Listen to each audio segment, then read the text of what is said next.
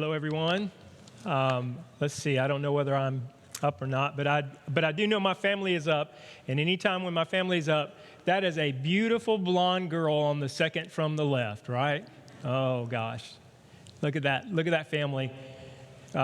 We have Nate, and we have Kim, and we have the ugly one, which is me, and we have Drew, and then Mary Beth. And Laura Murray, who's given us 3 little baby girls, and 2 and 1 boy, and Seth is on the end over there. So we had our dog, but there's another dog beside it, but it's the same color as the pants, so you just can't see the other dog. That one's Cashy, and the one on the left is Chef. So we love that. Hey, I got a couple things I want to do with you first. How many of you in this room, you know that you are an introvert? How many of you know that you're an introvert? If so, raise your hands. Wow. Okay. All right. That's good. All right.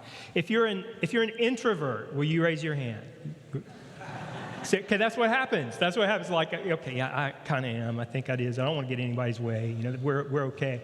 And here's what I want you to do as we listen today to each other, and we listen to the scriptures, and we listen to the heart of discipleship. I just really want you to kind of feel in that way. So if you are.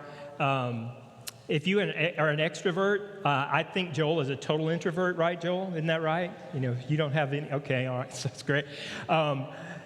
So if you are an extrovert, everybody always just raises your hand like this. Yep, it's me. I got it. It's us. And then if you're an introvert, you just do that kind of quietly. And the way that works out for you is kind of fun, you know. The extroverts have to say something. Does that make sense? Does that everybody get that? Yeah. If you're an extrovert, you have to say something. If you're an introvert, you have something to say, right? Okay, because they're paying attention. They're paying attention to everything that's going on, and hopefully today, we'll love doing this together. And I'm going to walk through this, and there's going to be some things that you're going to see on the screens that you can engage with if you'd like to as we get there. But I just want to push what God has in mind for us, and so. For us is not just us, but it's all believers everywhere, all the time. So in Genesis 1, this is just a real quick verse I'm going to read to you. So God created man in his own image. In the image of God, he created him. Male and female, he created them. And God blessed them, and God said to them, "Be fruitful and multiply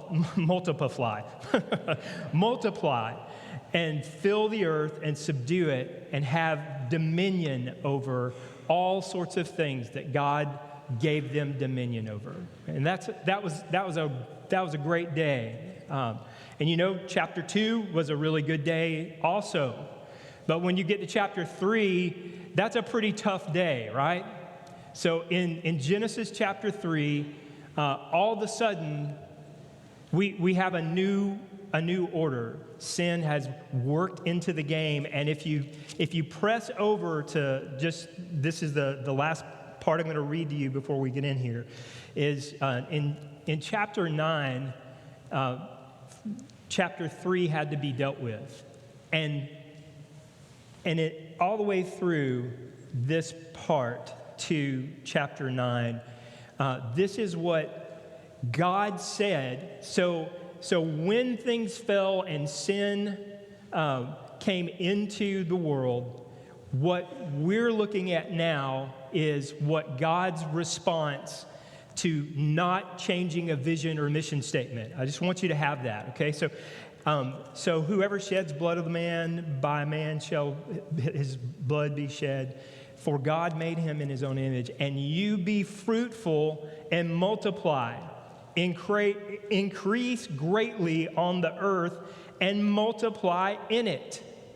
Now, God said he had a plan, at the beginning, and it was for us to multiply.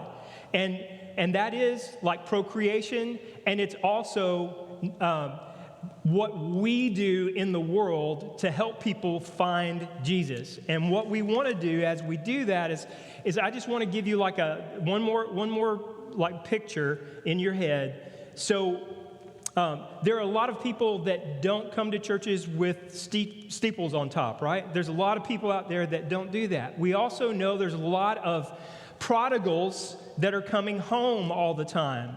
And there are people who've never met Jesus who have come here. And what we would love every church to be overflowed with all kinds of people who want to be what God allowed them to be. Like, I really, when I look at my own life, I want to say that if I was to die today and I went to heaven and I had a conversation with Jesus, I would say, Jesus, I wish I was more like you. And I think Jesus would look back at me and say, no, I made you. And so I made you in a special way that means Jesus would look at me and say, hey, I wanted you to be the best you that you were. So we do want to be more like Jesus, and we do want to be what he made us to be. Does that make sense? Is that an on say yes that we're doing that? So that's what we want to step into, and so there's a few things I really want to see people come to Jesus in this place, and because of this place, and because of all of the things that have happened over almost 200 years in a span of time. I want everybody to be able to step in as fully as they can. So the way that it works and the way that discipleship works is through this little just six words. It's like, if you don't know Jesus, then you're distracted from him. And so if you're distracted, you're not going to pay attention to him. But what happens is he finds one of you as a relationship person in their life, and all of a sudden they start shifting and moving to think about the way what your life looks like. And so you start with being distracted from God, and then you're somehow, because of somebody you hang out with, you get attracted. There's something that's different in me. We had a guy that came to us, and we just walked through the Gospels for just three pages. It's just 3 pages. And at the end of the conversation, he said, you know what? I'm going to go home and treat my wife differently than I used to treat my wife. I'm going to step into something. And it was because of the rubbing up against the kingdom value that you have. All of you have kingdom value. All of you have kingdom value. Beyond that, God's going to keep giving you things that are going to push you into that. And so you can be distracted, you can be attracted, you can be a believer. So now the friend that you have, they're going to turn around and look at you and say, what do I do now? Like I'm a believer. And so what happens next is we want you to be a disciple, and then we want you to be a disciple maker, and then we want you to be like a multiplier. We'd love for you to be able to step in and jump into that. Now we're going to go over to Acts chapter 6, and this is where we're going to be for the rest of the time. All right. All right. With all of this between us, there's a few things that I want you to know. I believe that evangelism is incredibly important. How many of you agree with that? All right? Yeah. Now, what happens after they come to Jesus? They get to that believer level. What do you do next? Well, the next thing we do is we find somebody who can do this. Now, in Texas, I asked about 300 pastors I said, hey, how many of you as pastors, how many of you have had a person that personally invites you into a relationship, a relationship around discipleship? Have you had lots of people do that? And the pastors had about 7 people in a room of 300 people that they had not had an opportunity to be discipled. I feel like everybody should be discipled. Kim and I were discipled, and we actually were saved on the same night in 2 different places. She was at her house, I was in my house. I was going over my discipleship stuff, and when I was going through my discipleship stuff, I said, hey, can salvation be this easy? Can it be this simple? Can it be this real? Can it be really personal? And so I went the next morning, 2 o'clock, 6 o'clock. At 6 o'clock in the morning, this is what I did. I walked in, I said, hey, I don't know if I'm saved or not, but I tried real hard with that book. I didn't really know what I was supposed to do and how I was going to do it, but I said, can you mess up salvation, or what does it look like? And I had that conversation with this guy, Mike Jones, who, he gave us 90 minutes every Tuesday morning, and we had that opportunity to be with him. And then Kim said, I actually did that last night too. And now, you saw how pretty she is. She was on the screen just a minute ago, and it's an amazing thing for us to be able to do this. I just want to encourage you that when you find somebody that goes to Jesus, it's not over just when you're a believer. There's much, much more for you to get in discipleship. There's much more for you to put what is in your heart in somebody else's heart. So here's what we're going to do. We're going to read this passage, 7 verses, and here's what it says. Now in these days, when the disciples were increasing in number, a complaint by the Hellenists arose from the Hebrews. All right, so Hellenists and Hebrews.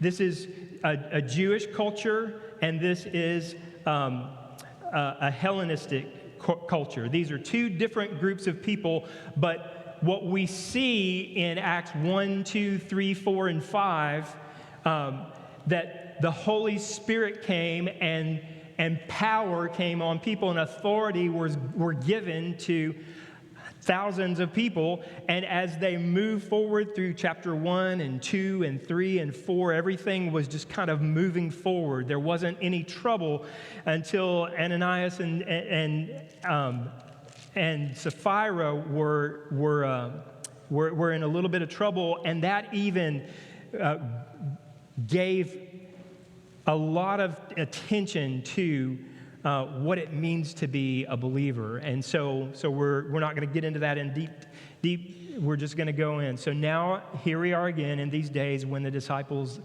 were increasing in number. A complaint by the Hellenists arose against the Hebrews. So these are 2 different groups of people. They don't do things the same way. This is a conflict. This is something that they have to run through, okay? This is something they got to figure out. So the Hellenists arose against the Hebrews because their widows were being neglected in the daily distribution.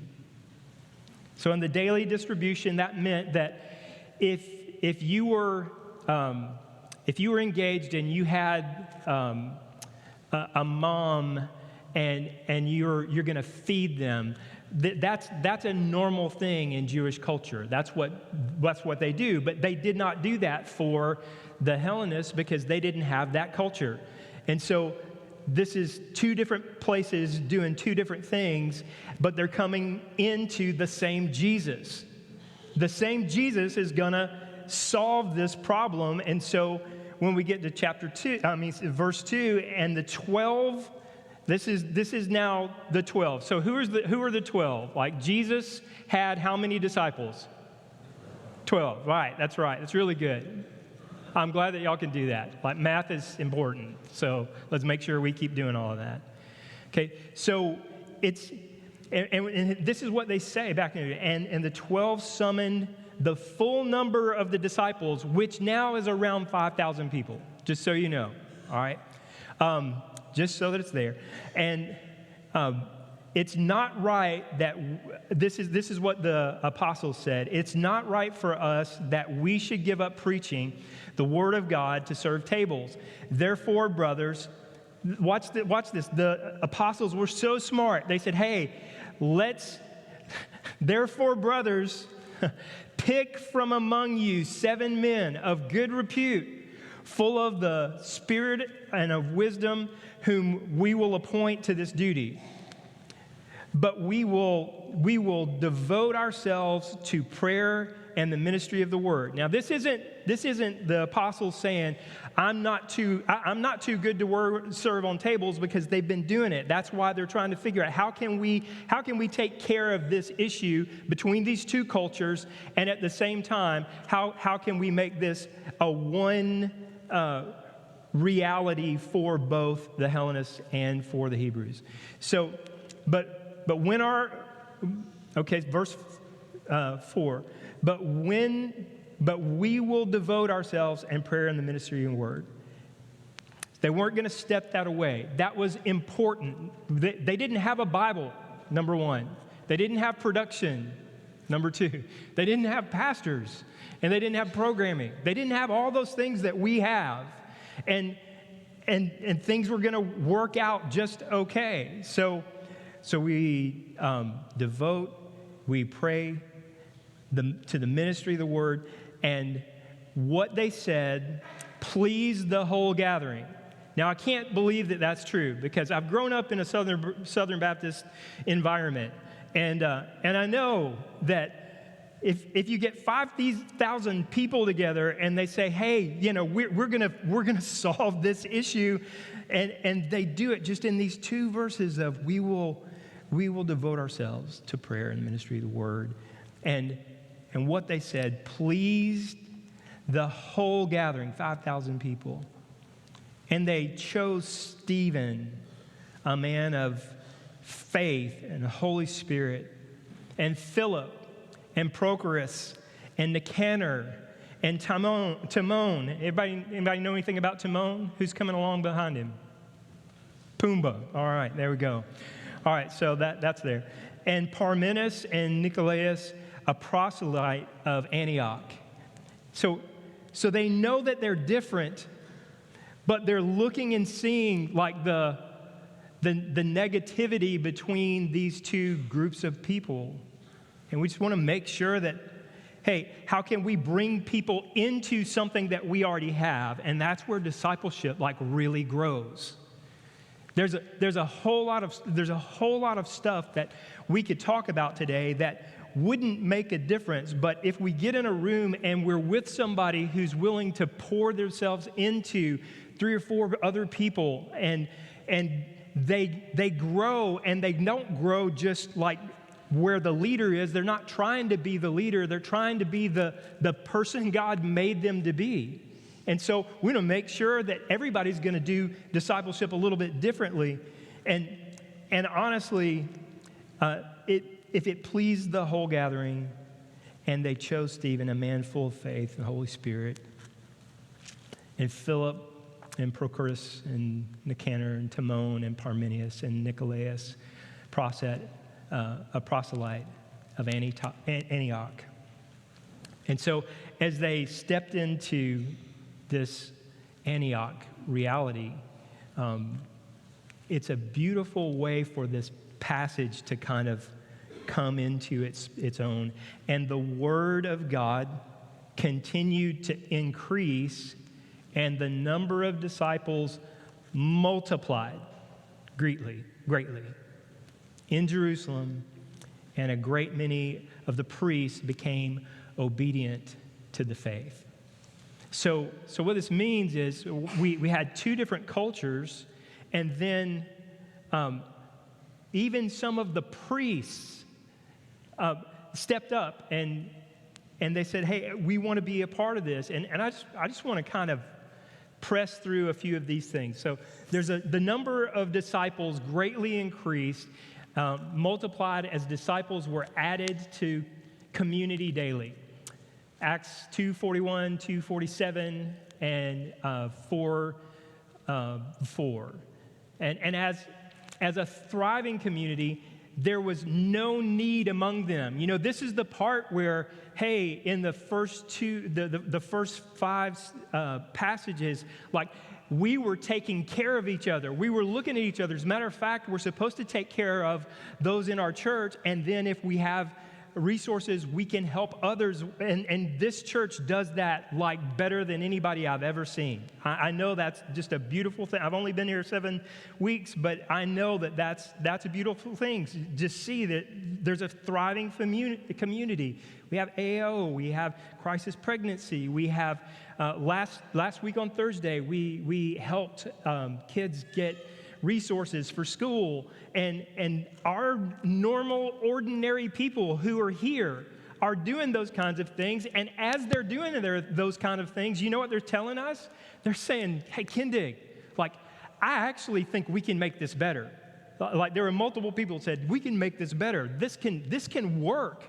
And so ultimately, when you read in Acts 6, we see that the needs of the overall organization of the church had to change, evolve, and innovate because we had an issue with two different groups of people. And they wanted to fix that. They want to unleash the body. So here's what the apostles did. So if you walk through this, you can see how this works in the passage. Leadership, apostles, to the saints. What that means that they're helping the saints to figure out what's going to be worked out. If you looked at those 7 names of the people that were in this passage, do you think they were Jewish people or do you think they were Gentiles? Well, it was Gentiles because they were so smart. They said, hey, let's teach the Gentiles to take care of the daily distribution in your community. We'll help you do it. We'll make sure that happens. That is hands-on discipleship. That's what that is. We did a whole lot of that over the course of this week and where you were. It's just one of those things that we've got to keep pushing. And the congregation was tasked with identifying the 7 new leaders, not the apostles, but the apostles then laid hands to commission them. So what they're saying is, hey, we trust you, you pick the leaders, and we will affirm and activate them. That means they're going to lay hands on them. They're going to say, hey, we have set you aside for this purpose. Does that make sense? Every time we go to AO or we do any of our missions, if we do that, people are going to see that we're not a church that's in the box. We're a church that's out of the box. And we want to help the people that are outside of the box. We want to disciple as many people as we can in this room so that when you're in your neighborhood and your neighborhood has bunches of people around you and you can just start being kind and nice to them. You know what the best plan to get into discipleship is 5% Jesus and 95% relationship. Because people don't know what our customs are. You seeing how this is working together? Like, we have customs and everybody else has customs, but I'm going to go ahead and say there's some people that are like weirdly supernatural. Do you know some of those people that are like, you're not necessarily, there are people that are weirdly supernatural and they scare off some of the people that, may not be ready for that. But what we want to be is we want to be naturally supernatural. Does that make sense? That phrase, like, we want to be naturally supernatural. We don't want to be weirdly supernatural, right? So people are going to, run into that. So ultimately, this is what they say. You pick the leaders and we'll affirm and activate them. That means that we trust you to help us make decisions. We want to see decisions like that happen. We want it to run. As disciples of Jesus, we must go from being consumers to producers. It's not just coming here and sitting. It's actually doing something with what we got when we were here. Does that make sense? All right. I think it'd be a whole lot more like, whoa. You have to do it, Joel. You have to make it happen. All right.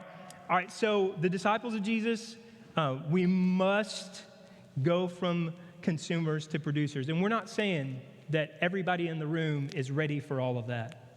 There's a time for us to be consumers. But what we need to step into is the reality of God has made you for purpose. He loves you. Whatever you're going through, He will help you. And you have a whole body in front of you and way back there and way back there. And we'd love to see so many people stepping into something that's your own, that you want as a mission, and discipleship can help you get there. Now, I just want to say, real quick about Stephen. Stephen and Philip were the it too on the team. And Stephen and Philip and 5 other activated Gentiles, they were activated into their community to do what they can do for their community. And then they start doing things for everybody else's community.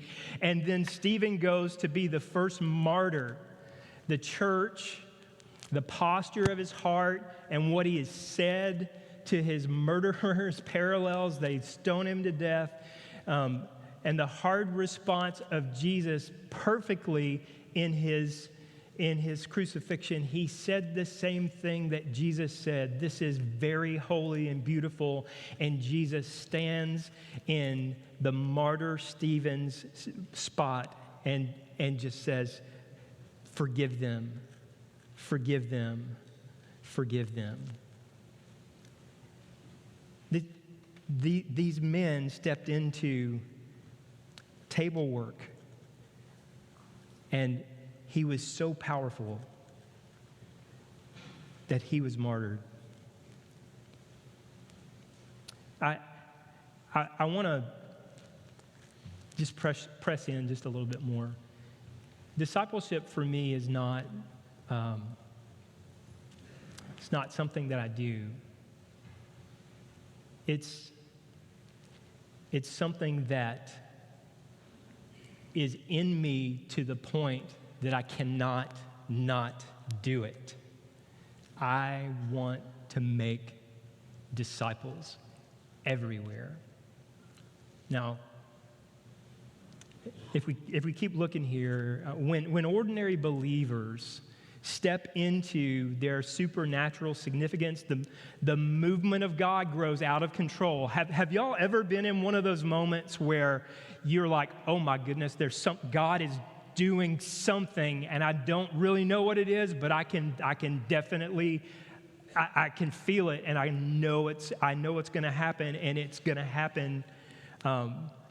It's going to happen to the level that we can help people step into significant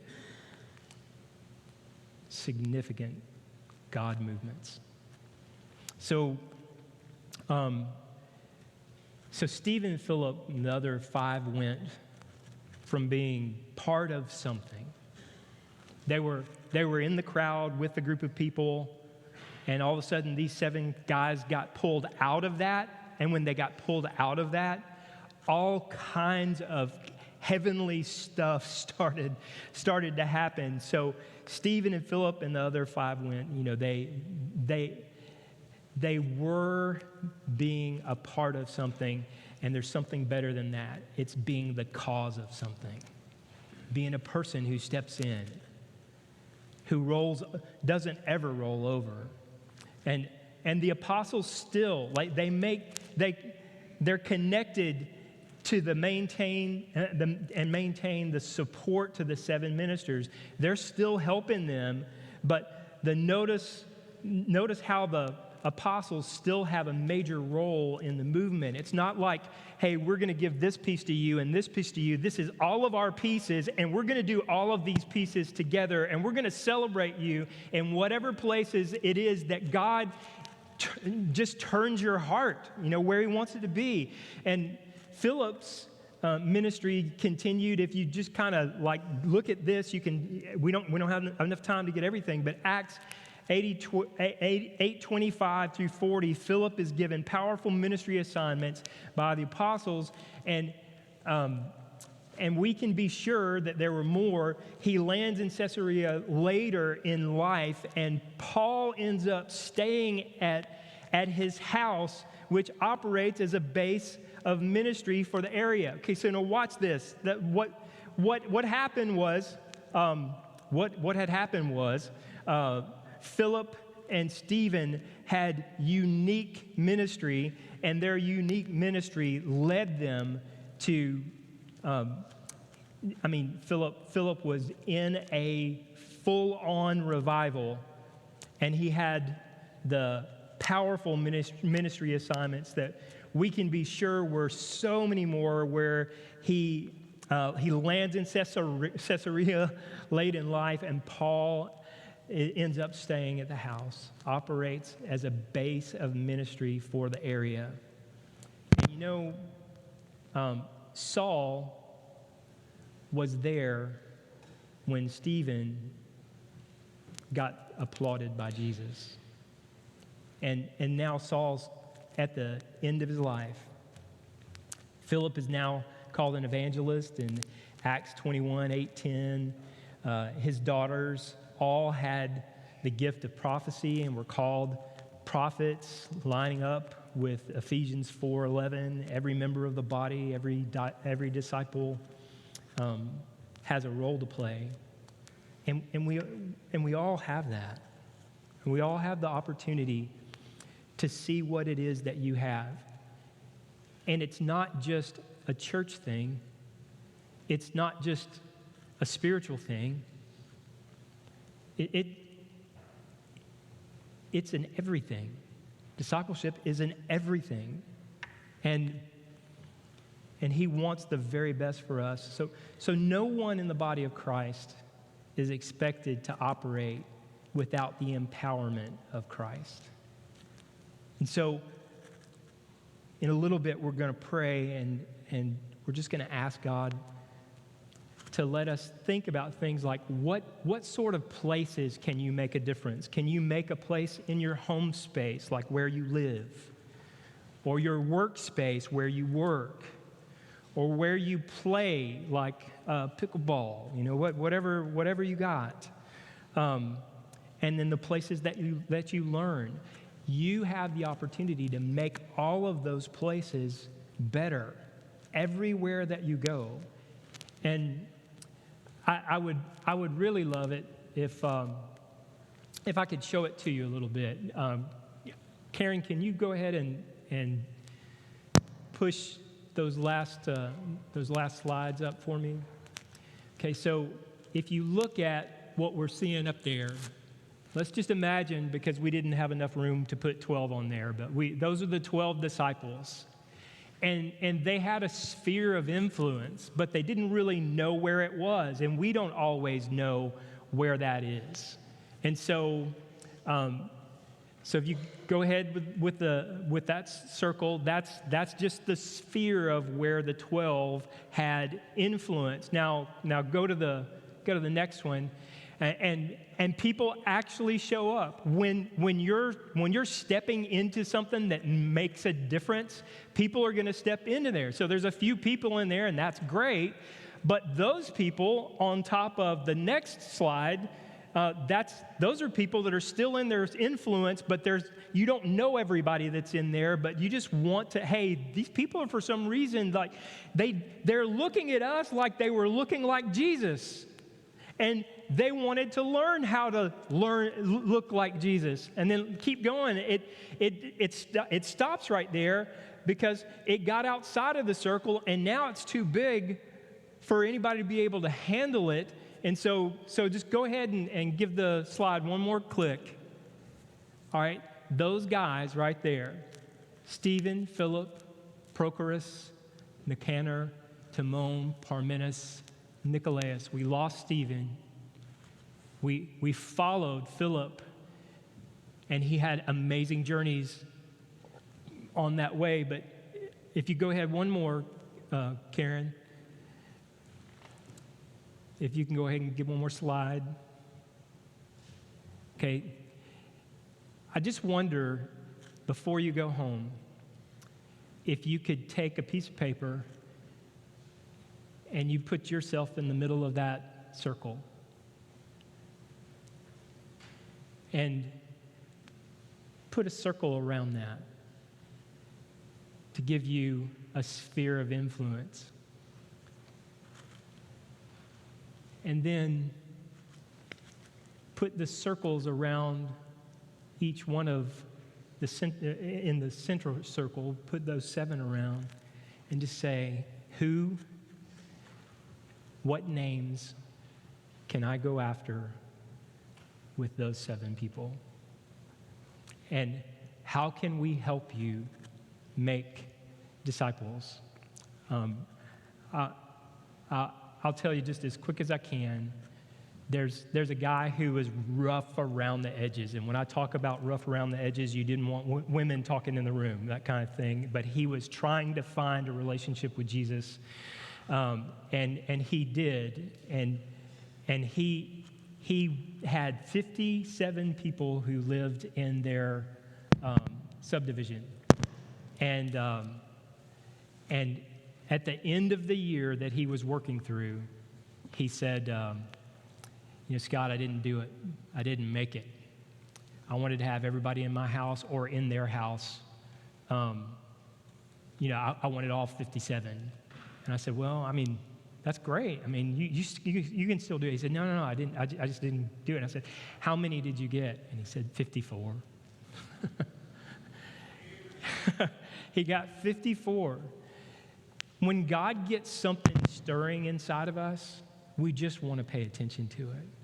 And I just wonder today if God is stirring something in you.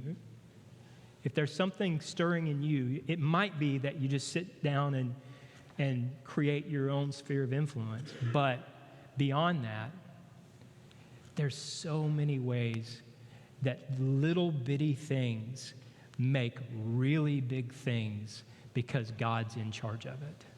He's in charge of it. So let me pray and we'll move forward.